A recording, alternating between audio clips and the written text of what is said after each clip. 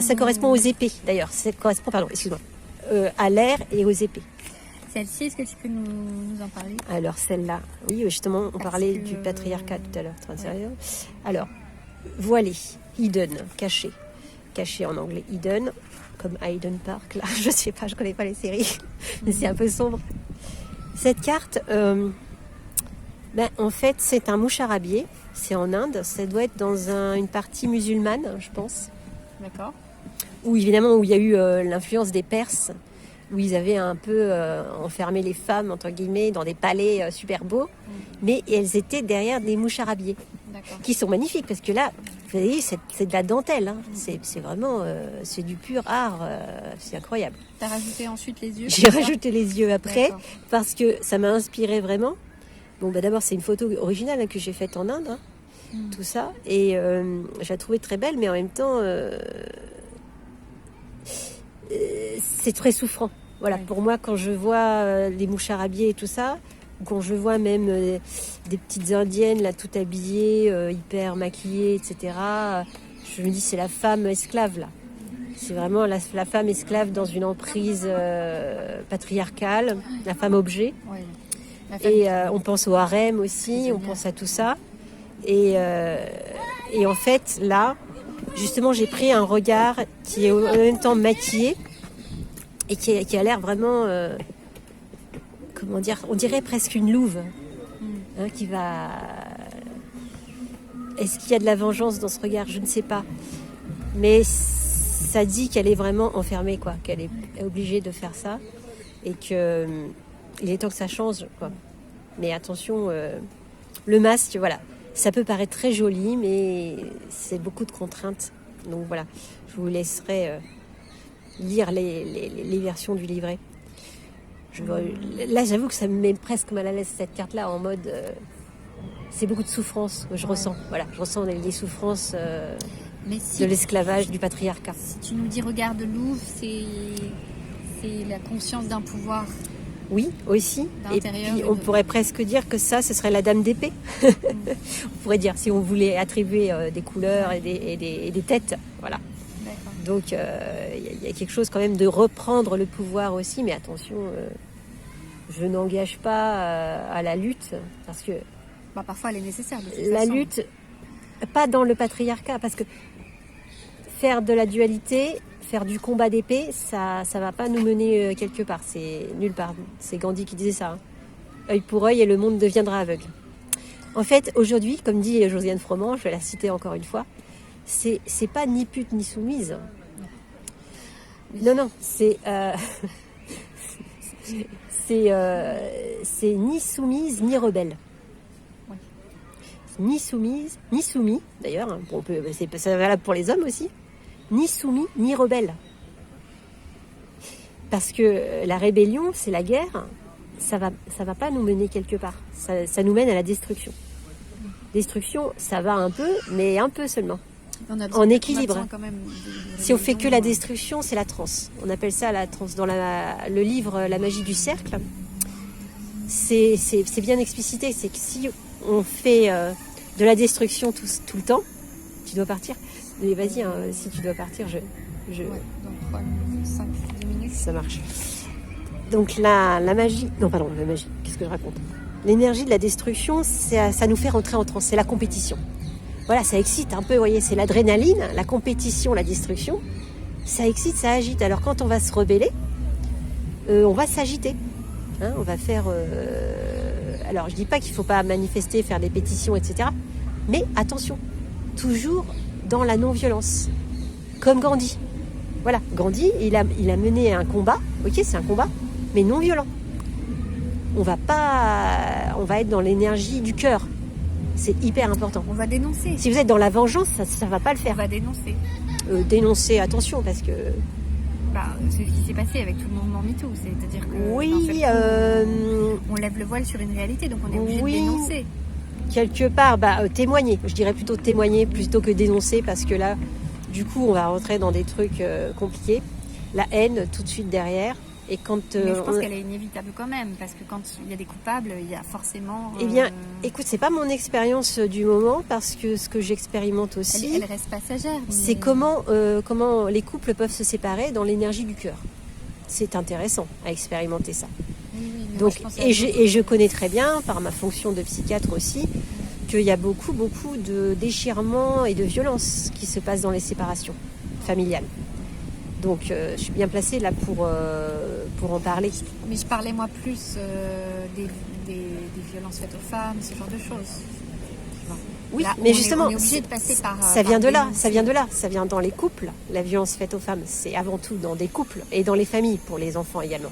Oui. Ça vient pas, c'est exceptionnellement, enfin c'est rarement de l'autre personne. Ça c'est, je vais pas dire anecdotique, mais les plus gros des violences qui sont faites, c'est dans la famille, c'est dans un couple. C'est pas le gars qui connaît pas la personne, machin. Ça, c'est parce que c'est une personne, elle a déjà subi une violence avant. Donc en fait, ce qui est important, c'est la paix des familles. C'est faire la paix dans la famille. Et ça, c'est hyper important. Et pour ça, il y a le pardon. C'est pour ça qu'il y a le pardon. Il y a tous les outils dans les cartes 30, les outils Je du suis pardon. d'accord avec toi, mais avant d'arriver au pardon, il y a quand même les phases où on exprime, et en exprimant, on dénonce les conditions de vie. Oui, mais il faut faire attention comment on l'exprime. Il faut être dans l'énergie du cœur quand on l'exprime. C'est ça que je suis en train de dire. Moi, je crois qu'on peut être aussi dans une colère qui... Non, mais on peut être en colère, expression de la colère, mais sans être violent. Oui, bien On sûr. peut être dans une Mais pour moi, colère... l'énergie de la colère, elle est déjà violente en soi, quoi. Pas forcément. Il y a des mots qui L'orage sont, est parfois nécessaire. Quand tu passes de la canicule... Qu'est-ce que c'est ? J'ai des trucs qui me tombent sur les cheveux. C'est les épines. Ah, on est sous un magnifique... J'avais pas vu. Regardez, c'est l'énergie du pain. Ce qui absorbe la tristesse et les énergies négatives. Voilà, si vous avez trop de négatifs, mettez-vous sous les pins. Voilà, c'est ça. Ouais, donc, enfin, oui, ok, exprimer, mais rester dans quelque chose de non violent. Voilà. Faut suivre les traces de Gandhi. Ouais. Mais Gandhi, je l'ai mis quand même le chakra de la gorge. Attention, c'est vraiment... Et ça correspond aux lettres Vav, le messager. C'est mercredi, c'est Hermès. C'est pas rien, c'est le messager des dieux. Donc le messager des dieux, qu'est-ce que ça veut dire ? Et Vav est aussi P. C'est P et Vav, le chakra de la gorge. Donc c'est l'expression. Donc c'est l'énergie du cœur, la parole vraiment de lumière. La parole du cœur même, on pourrait dire. Et attention, il a envoyé du lourd, Gandhi. Les négociateurs, les négociateurs anglais, qui étaient quand même hyper impérialistes. Hein. Ils ont vraiment, c'est eux qui ont fait le plus gros gâteau, on va dire, hein, du point de vue de l'impérialisme. Donc c'est vraiment au niveau du patriarcat, là, on est en plein dedans. Et ben en fait, quand ils savaient qu'ils devaient négocier avec Gandhi, oh la vache, ils étaient mais morts de trouille là. Ils pouvaient pas faire autrement. C'est-à-dire que ils étaient tétanisés parce qu'ils savaient que lui n'allait pas utiliser de violence, n'allait pas utiliser d'armes, je sais pas comment expliquer ça, pas de chantage, pas de choses comme ça, voilà. Mais qu'ils allaient se faire plumer. Et c'est ce qui s'est passé. Ils ont dû capituler. Ils ont capitulé. Et donc dans ce jeu aussi, Civilisation par exemple, où ils font la guerre aussi, où il y a plein de manières de combattre, il y a Gandhi qui est représenté. Intéressant. Voilà, donc il a un pouvoir. Donc attention, ça a du pouvoir ça. C'est un pouvoir, mais c'est une énergie du cœur. L'énergie du cœur, c'est actif. On prend la représentation de Saint-Michel. L'archange Saint-Michel, vas-y, il a une grosse épée de lumière. Oui. Bon, je veux dire, et il est actif, voilà. Il envoie du lourd. D'ailleurs, on peut montrer la carte qui correspond à... comment ça s'appelle l'arcane majeur, pardon. De la maison Dieu. Tu sais, c'est la justice qui vient d'en haut. C'est la 17. Alors, c'est la 16. Parce que la 17, c'est l'étoile. Et voilà, elle est là. Et ça, c'est le signe du poisson. Intéressant. Parce que le mois de mars aussi, il fait un petit peu... Ça pique un peu le mois de mars. Alors, en fait, c'est la maison Dieu. Et elle est... Voilà, moi, j'ai mis une représentation, c'est Break Down the Mental.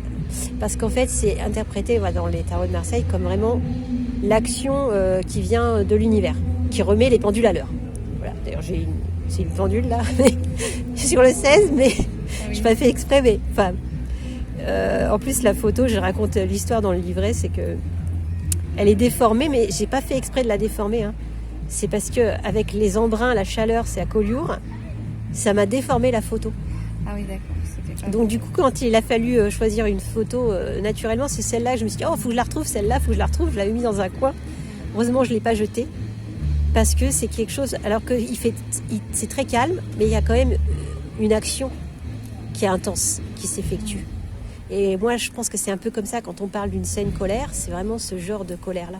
C'est-à-dire que ça va remettre les barres sur les T et les points sur les I. Hein, c'est ce qu'on appelle aussi un recadrage. On en parlait tout à l'heure.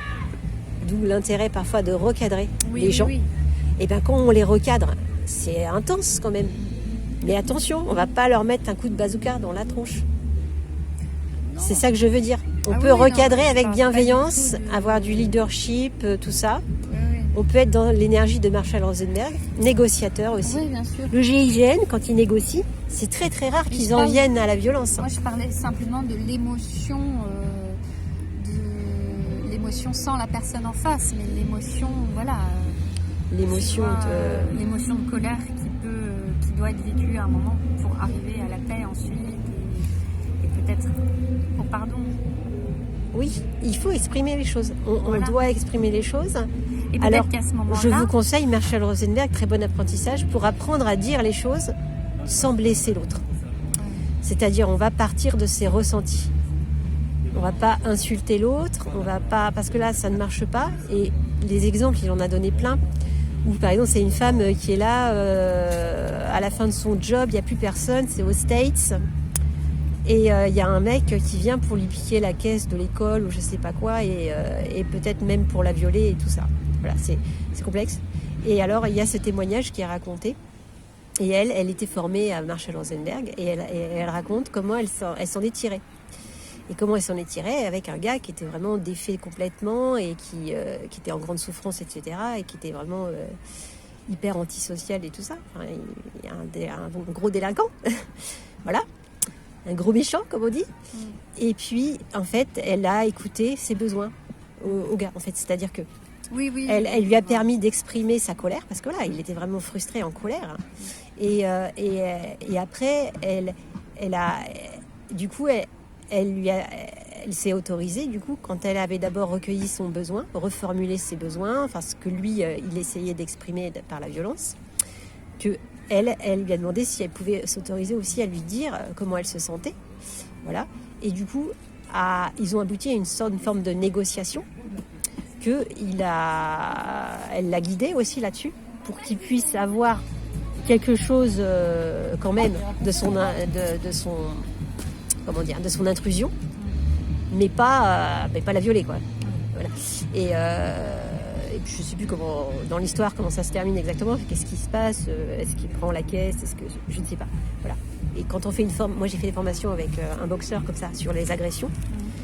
C'est toujours, il faut aussi garder son sang-froid. Si vous êtes agressé, c'est pas, il y a quelque chose qui va vous aider, c'est ne pas être victime d'abord, enfin ne pas se mettre dans la posture de victime, c'est très important. Mais aussi laisser quelque chose à l'agresseur, c'est-à-dire il faut qu'il s'en sorte aussi, la tête haute quelque part. C'est très compliqué à faire.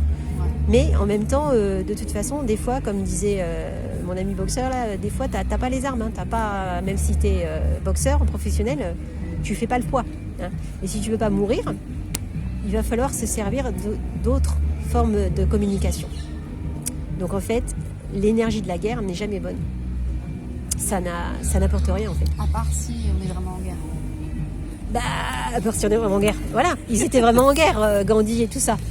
Et la négociation, si tu veux, ça te sort plus de la guerre qu'après, tu te reprends la guerre derrière. Tu te reprends pour plusieurs générations. Voilà le problème, c'est toutes nos guerres froides et compagnie, là, on n'est pas encore sorti complètement de ça. Donc voilà. Donc c'est pour ça que je disais, il ne faut pas être trop dans des mouvements trop pugnaces, là. Faut savoir avoir de la subtilité et reprendre les énergies du cœur. On est tous en association, puis il y avait un petit de 4 ans là, qui en a pris une. En fait, c'était des Ukrainiens, une famille ukrainienne qui est venue me voir. Et je leur ai dit comme on ne pouvait pas parler, parce qu'ils ne savaient pas parler ni en anglais et tout ça. Et ils parlaient juste russe et ukrainien. Il y avait le Google Translate utilisé par le papa. Mais moi, je leur ai sorti mon jeu et j'ai parlé avec les cartes. Voilà. Et donc, je leur ai fait piocher une carte à chacun. Et le petit, il avait pris la reconnaissance. Et quand j'ai commencé à leur expliquer ce que ça voulait dire par des gestes, des dessins et tout ça, eh bien, je me suis rendu compte que le petit, il avait corné la carte reconnaissance. Parce que visiblement, il n'était pas prêt pour ça. Voilà. Donc ça m'a fait réfléchir aussi, non pas au-delà du fait de dire, bon ok, mes cartes, si tu veux les casser, tu peux les casser. Ça bien sûr. Mais ça voulait dire, c'était comme un message qui passe par là. Voilà. C'est une interprétation de dire, bon voilà, pour le petit Ukrainien là, qui est expulsé en France, entre guillemets, qui n'a rien demandé au peuple, il a quand même... il va avoir des choses à réparer. Voilà. Les traumatismes induits par tout ça, et ne serait-ce que l'immigration forcée, c'est compliqué. Mais au moins, bon, si on peut considérer effectivement qu'on est tous frères, ça va aller beaucoup mieux. Donc, pour envoyer des pensées positives, l'olivier. Voilà, quand c'est rentré en guerre, moi j'étais en plein dans les champs d'olivier. J'ai fait des petites prières aux énergies de paix apaisantes de l'olivier. Symbole de paix. C'est Athéna aussi, l'olivier. C'est la ville d'Athènes, c'est l'huile d'olive, c'est la santé, c'est plein de choses. C'est la longévité, c'est l'harmonisation. Auprès d'un olivier centenaire, on va, et je l'ai vu, chez des gens très proches qui étaient en colère. Chez eux, ils avaient acquis un olivier d'un certain diamètre, voilà, à peu près, enfin plus c'est gros, plus ça fait d'effet. Mais là, sur déjà ce diamètre-là, sans le savoir, la personne, elle a guéri sa colère, toute seule. Enfin, sa colère a été guérie. Elle ne le savait pas. Et moi, je le savais parce que j'ai fait un petit peu... Tu m'as initié aussi à l'énergétique. Et je le savais parce que j'ai lu aussi les bouquins là, de clurothérapie. Et j'ai constaté que cette personne, elle avait complètement décoléré. Et après, j'ai vu qu'elle avait un olivier chez elle. Et là, bon, je ne vais pas dire, mais je me suis dit, waouh, c'est incroyable en fait. Parce qu'elle ne le sait pas, mais le truc est actif. Donc, les petites prières à l'olivier, c'est pour que Poutine, qui c'est vrai, est tellement souffrant et tellement en colère qu'il a un cancer qui lui bouffe le corps. Et c'est pas par hasard. Peut-être qu'il est plus humain. Ça ouvre un autre débat. Ah, le cancer, oui. Le cancer, tiens, c'est marrant parce qu'on est sur la carte du cancer en même temps. Là, je parle de ça. C'est bizarre. La lune, c'est le signe du cancer. Ah oui.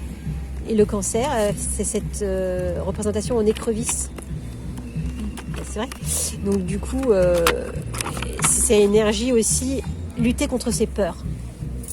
Vous avez, il y a le cancer, il y a les gens qui font le cancer, attention, hop là, qui sont cancérophobes.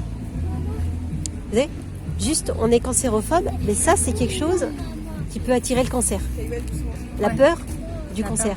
Voilà. Ouais, bien sûr. Donc résoudre nos peurs, c'est très très important. C'est salvateur. Voilà, celle-là d'ailleurs, c'est pas par hasard, c'est une prise de vue à la montagne, dans les Alpes, vers les volcans, non pas les volcans, les glaciers de la neige et de la grave, où quand j'avais 20 ans, j'ai failli mourir. Donc pour moi, j'avais gardé cette peur du ski, de la montagne, etc. J'ai résolu ce problème-là. Et j'ai pris ça où on voit la lune, à la tombée de la nuit. C'est vrai que la montagne, il ne faudrait pas être coincé l'hiver, la nuit. Comme dans les bronzés. Voilà, on rigole, mais vous voyez, en fait, il faut pouvoir maîtriser ses peurs. C'est très important, ça. Et parfois, il faut plonger en soi-même. C'est pour ça que je l'ai appelé l'iceberg aussi. Ouais. Phase décroissante de la Lune, c'est l'iceberg. Et la Lune, phase croissante. Parce que plonger dans ses peurs au plus profond de soi-même, c'est hyper important. Et la Lune, être dans la Lune, nous permet aussi d'aller dans notre inconscient. Si on a peur de quelqu'un, la peur, elle nous appartient. Ça n'appartient pas à la personne. Quand on a une blessure, quelqu'un nous blesse, c'est pas la personne forcément c'est notre blessure qui est déjà présente. Et la personne vient réveiller cette blessure-là. C'est comme ça qu'on se fait réagresser en cas de psychotraumatisme, par exemple, dans la psychopathologie. Mais lui-même, l'agresseur, est porteur de sa propre blessure. Oui, bien sûr, il y a ça aussi. Il y a ça aussi. Mais ça, c'est son business à lui, si je puis dire. Mais ce que je voulais dire, c'est que, enfin là, sans parler d'un agresseur, parce que là, sans parler si grave que ça, mais quand quelqu'un vous blesse, simplement on vous dit une parole qui vous fait pas plaisir. Voilà, on est fâché contre la personne, mais c'est parce que déjà on est fâché. C'est comme j'ai dit ça, je sais plus. Je disais ça avec mes enfants là, je sais plus hier ou avant-hier. Je commence à m'énerver sur quelque chose et je me reprenais tout de suite après parce que je leur dis je suis désolée, je suis vraiment fatiguée, je me suis pris des bouchons dans le périph', etc. Je suis désolée, en fait, c'est pas parce que tu as fait ça, mais c'est parce que tu vois, je suis fatiguée, j'ai vraiment besoin de me reposer. Voilà, faut savoir reprendre les choses quand c'est comme ça, parce que sinon, alors reprendre les choses, des fois on les reprend pas parce qu'on n'a pas envie de parler au gars qui t'a traité de tous les noms que tu connais pas. Donc là, tu passes ton pas. Mais par contre, tu peux être blessé. Et là, si tu te dis, ok, je suis blessé, mais pourquoi suis-je blessé? Ça appuie sur quoi? Donc là, tu vas pas lui expliquer les choses. Tu vas te mettre à distance, d'accord? Tu vas pas commencer à argumenter avec lui. Mais par contre, avec ta blessure, tu vas réfléchir. Et si c'est un ami qui t'a dit un truc, toi, tu vas pas quand même lui prendre la tête non plus. Tu vas lui dire quand même, je me sens un peu bizarre. Ça me fait quelque chose ce que tu viens de me dire. Voilà, par exemple, éventuellement, tu peux dire ça, parce que c'est ton ami. Voilà. Mais après, tu vas réfléchir, pourquoi ça t'a fait mal? Ce que lui t'a dit. Et tu te rends compte que ça t'appartient, en fait. Enfin, moi, c'est mon expérience, en tout cas. C'est l'expérience que je traverse. Et plus on traverse, et plus on va au fond de ça, en fait, de pourquoi on est réactif, on va dire. Et après, on l'enlève. Et après, ce que la vie, elle envoie derrière, c'est génial. Parce qu'elle réenvoie des tests. Et moi, à chaque fois, quand ça m'arrive, des trucs comme ça, je me dis, ah bah tiens, ça, il y a 1 an, vraiment, j'aurais envoyé péter la personne. J'aurais fait un truc vraiment méchant, ou pas forcément méchant, mais en tout cas, je l'aurais engueulé, ou je sais pas quoi. Hein. Et là, non seulement on l'engueule pas, on traite autrement le truc, mais en plus de ça, ça me fait plus rien. Je me dis, ça y est, je suis insensibilisée. Alors, pas parce que je me suis fermée, hein, mais parce que j'ai résolu le truc, parce que j'ai le lourd qui est passé dessus. Donc, c'est l'immunisation, elle se fait comme ça, en fait. Voilà. Et après, effectivement, toi, il faut que tu partes. Merci beaucoup.